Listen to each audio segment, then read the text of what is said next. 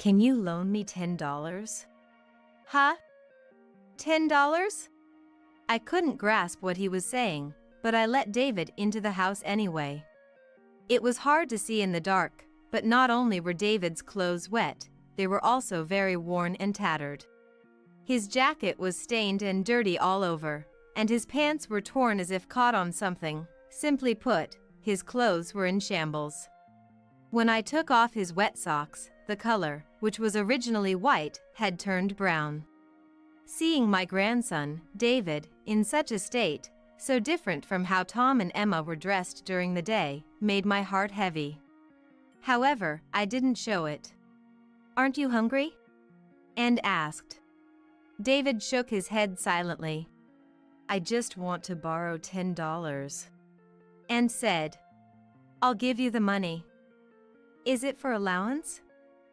"But why did you come all this way in the rain?" "Please. I want to go home quickly." "Huh? You came all this way just to borrow $10? It takes about 3 hours to get here from Tom's house." My husband silently stood up, checked the locks on several windows, and simply said, "Let's go." Sat down near David, and gently stroked his head.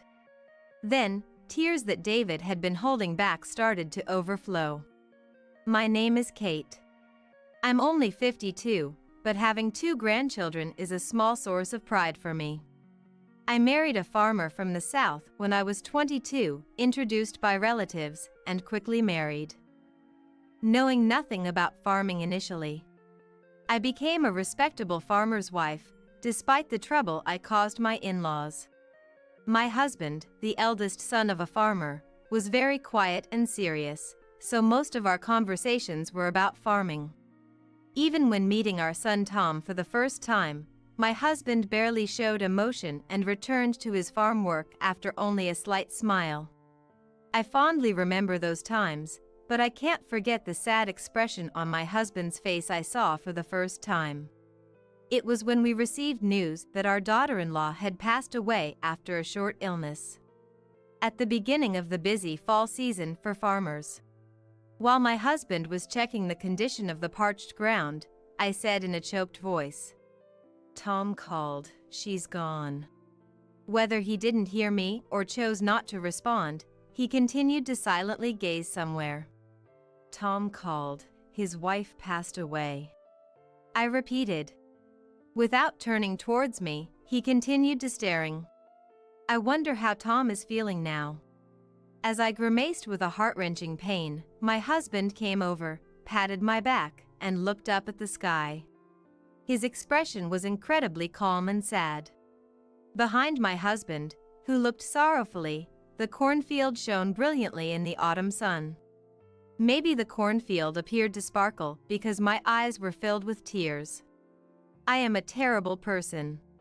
Not because I am crying for my son's wife who suffered and died from illness, but because I am crying for my son and grandchildren who have lost a loved one and are in despair. I kept apologizing in my heart, saying, I'm sorry. After a while, Tom came to our house.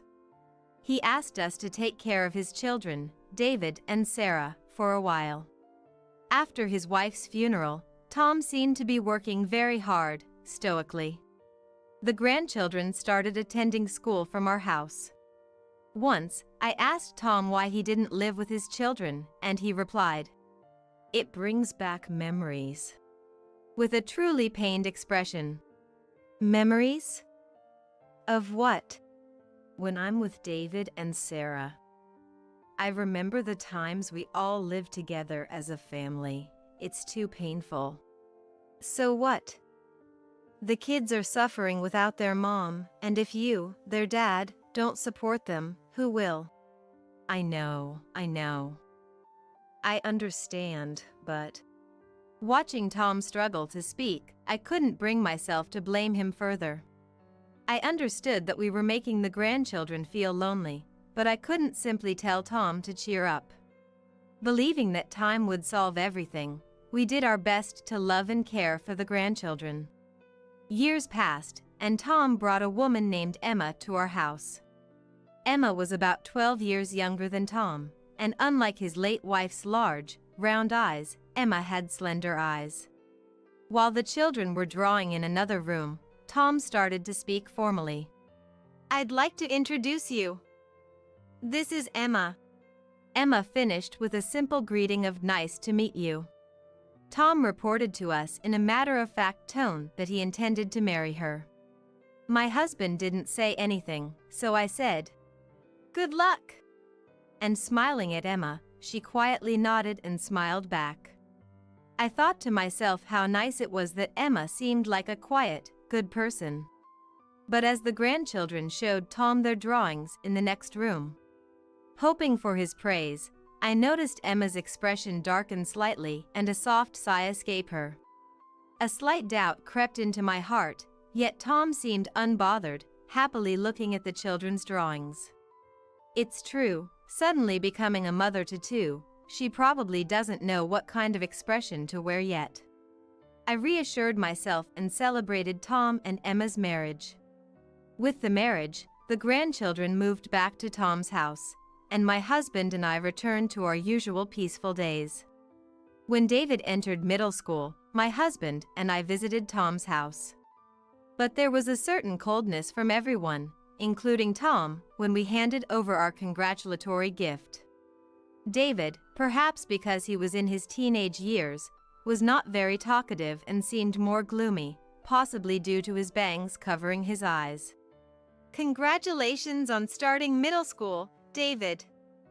Have you decided on a club to join yet?" "Not yet." "I see. You've always been fast on your feet since you were little. Maybe track and field would be good for you." Is this attitude typical of boys his age? David seemed sleepy as he listened to me, his eyelids nearly drooping. I casually thought I had seen the clothes David was wearing a few years back. Considering how quickly children grow at this age, the fact that he could still wear clothes from years ago seemed like his development might be a bit delayed. So after much thought, even if it was meddling, we decided to frequently bring vegetables to Tom's house, thinking it was the least we could do as farmers. We also delivered seasonal fruits from our farm, but one day when Tom received the fruits from me, "We appreciate it, but could you not come by the house for a while?" he said. It was lonely, but believing that my son and grandchildren were overcoming the absence of their wife and mother and cherishing their new life as a family, I left with a smile, pretending to be an understanding grandmother. After the harvest season passed and spring came again for planting.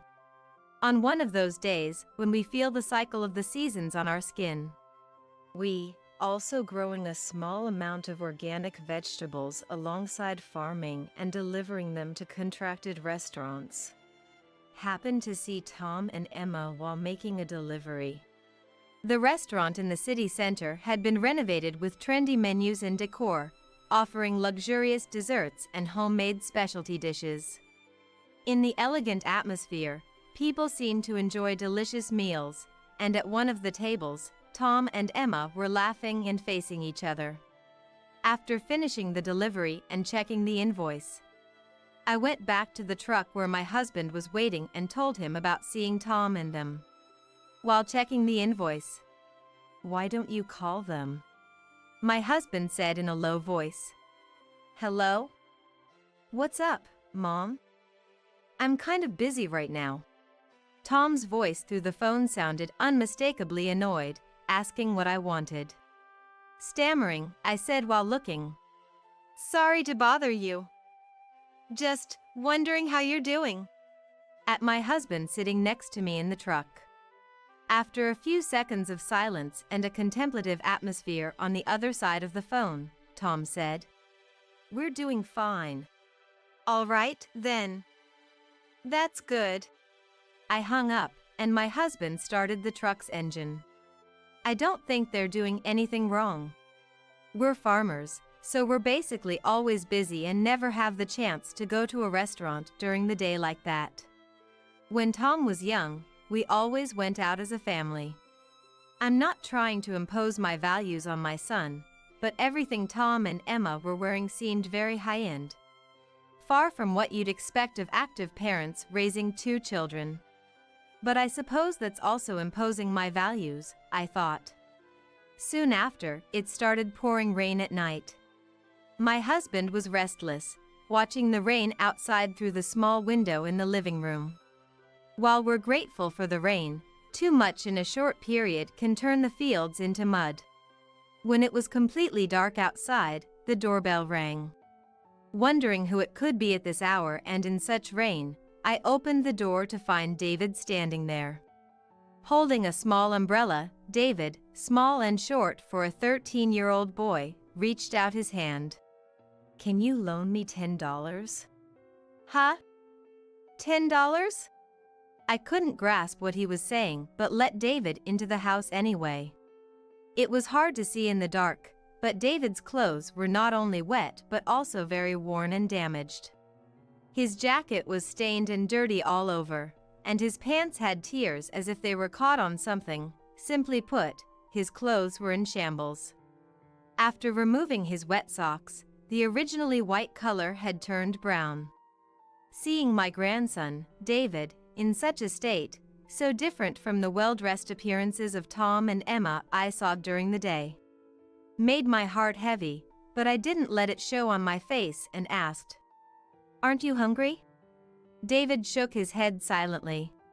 "I just want to borrow $10. And said, "I'll give you the money." "Is it for your allowance?" "But why did you walk all this way in the rain?" "Please, I just want to get home quickly." "Huh? You came all this way just to borrow $10? Walking here from Tom's house would take about 3 hours. Puzzled, I helped David out of his wet clothes, except for his underwear, and wrapped him in a large bath towel. As I dried him off, David looked away from me with an awkward expression. My husband silently stood up, checked the locks on several windows, and simply said, "Let's go." Sat down near David, and gently stroked his head. Then, tears that David had been holding back began to overflow. Even as tears streamed down his face, David remained expressionless and said, "Sarah, she has a fever. It's 39 degrees. She looks really in pain. That's why I want to buy some cold medicine and get home quickly." "Cold medicine? What are Dad and Mom doing?" I asked David, but he didn't reply, just kept crying. My husband's face came into my view, and I caught my breath. It was a look of silent, desperate restraint, the likes of which I had never seen on my usually quiet and gentle husband. He quickly put on his jacket, paused as he reached for the truck keys, turned to David, and asked, "Do you want to come with us?" David nodded vigorously, so my husband draped his jacket over David's shoulders without a word. "I want to go too. I want to come along," I said, almost childishly, to which my husband gave a slight smile and agreed. We hurried to Tom's house. The bad weather made visibility poor, and the sound of the windshield wipers echoed inside the car. I felt crushed by a sense of unease and fear that something ominous was happening, yet I couldn't bring myself to ask David what had happened. I wondered how to reconcile the happy faces of Tom and Emma, seen dining at the restaurant during the day, with the expressionless face of David sitting beside me now, all under the same roof as a family. In the silent car, I was the only one trembling. I dreaded what awaited us. I had noticed Emma's coldness towards Tom's children, David and Sarah, on the day she first came with Tom. Yet I chose to interpret my slight unease in a way that suited me. "I'm sorry. I'm sorry." It took about 40 minutes to reach Tom's house. The outside light was off, and no light or signs of life could be seen through the closed curtains. Thinking that Sarah might be suffering alone inside with a high fever made me anxious. As I struggled to fit the key, David gave us into the lock without any light. Upon entering and rushing to Sarah's room, her face, barely visible under the pale light and peeking out from the blanket, seemed discolored, almost reddish-black. Immediately, my husband placed his hand on Sarah's forehead, looked at her, "Call an ambulance," and said. Actions from then on were swift. The ambulance arrived within minutes of our call, and we had already prepared Sarah to be moved. My husband, upon seeing the ambulance outside, carried a dazed Sarah out, handing her over to the paramedics efficiently. At the hospital, we learned from David that Sarah had been running a fever for about 5 days. Why did it get to this point? I began to ask David but swallowed the rest of my words. It wasn't fair to blame him. What could a middle school boy do about his sister's fever continuing for 5 days? Rather, he should be praised for seeking help from us alone.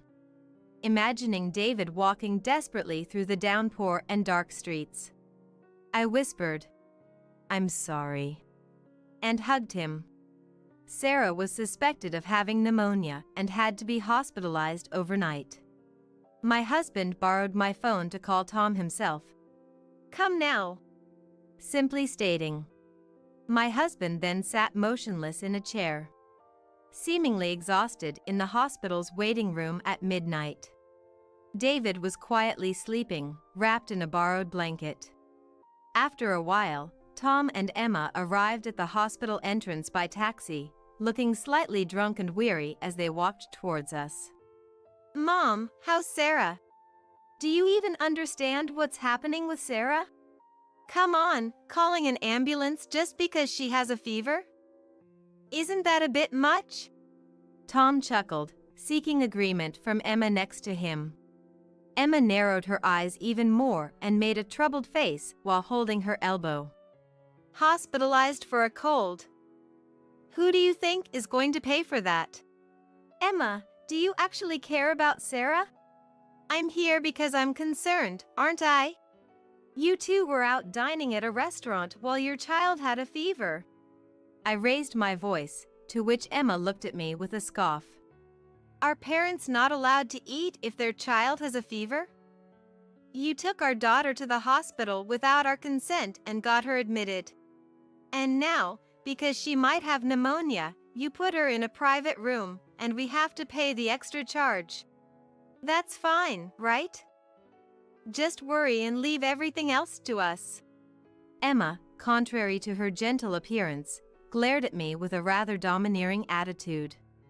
I was at a loss for words, feeling nauseous from the turmoil welling up inside me. Then, a large hand gently touched my back. My husband's hand. Feeling the warmth of his quiet, strong support, I took a deep breath. "Tom." "Huh? What's up?" Tom flinched for a moment. At the same time, Emma stepped in front of Tom to confront my husband. But he completely ignored her and only spoke to Tom, looking past her. "Are you happy? What kind of question is that out of the blue?" "Of course, I'm happy.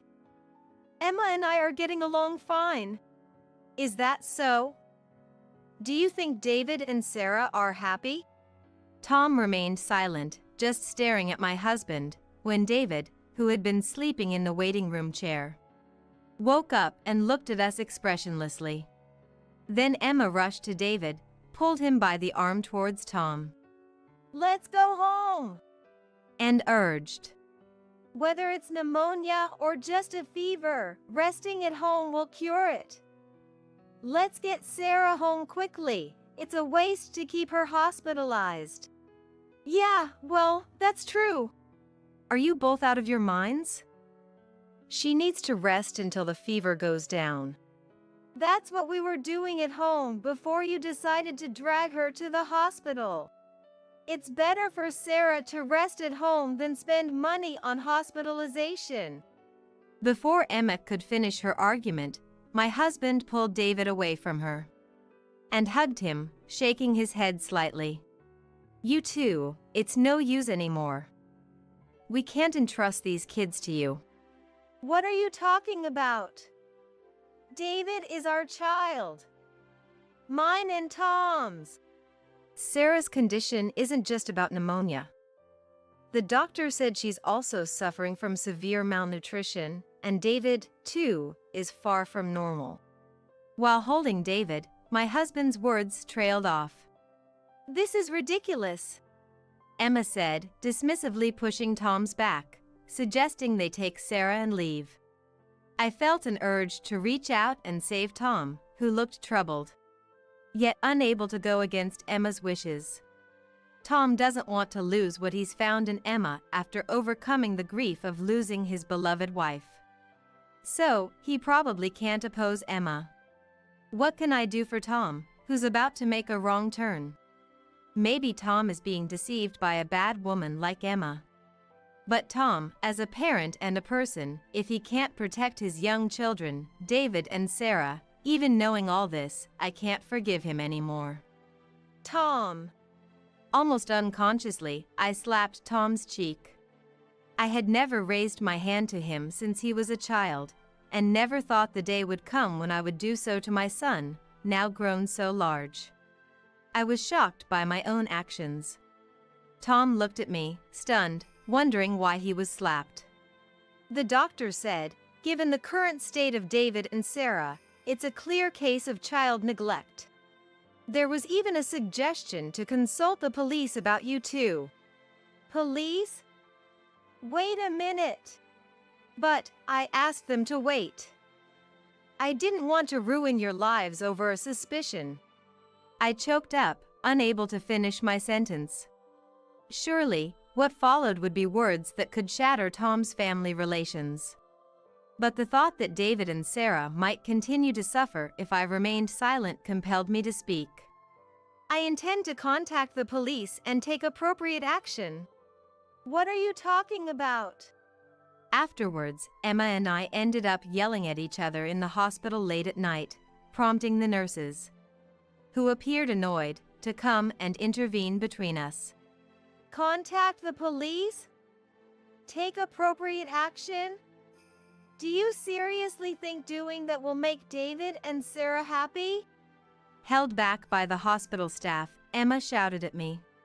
I clenched my fists, trying to think of something to say back, but nothing came to mind. David remained expressionless, held by my husband. I don't know how to make this child happy. Can anyone prove that I even managed to make my own son, Tom, happy? Emma, do you actually intend to make David and Sarah happy? Think about happiness? Yes, happiness. No one knows whether they can make someone happy or not. But I think what's more important than wishing for their happiness is to think about it. We're adults.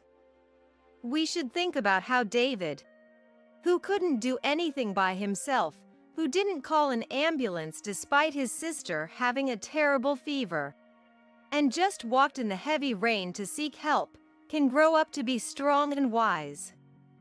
That's what I believe. That's just idealistic talk.